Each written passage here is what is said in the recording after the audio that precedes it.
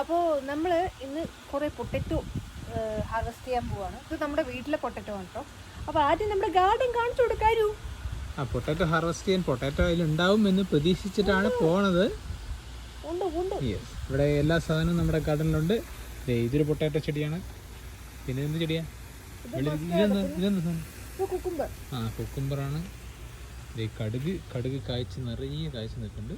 അത് വെടിക്കാനായിട്ട് ഞങ്ങളൊരു കിടിലൻ കോളിഫ്ലവർ ഉണ്ടായിരുന്നാണ്.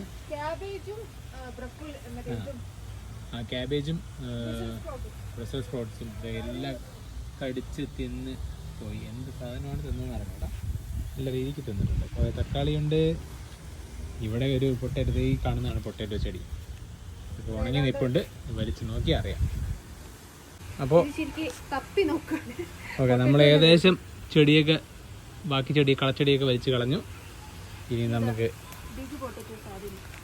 വലിച്ചു നോക്കാം. യെസ്. അയ്യോ, ഒന്നുമില്ലേ?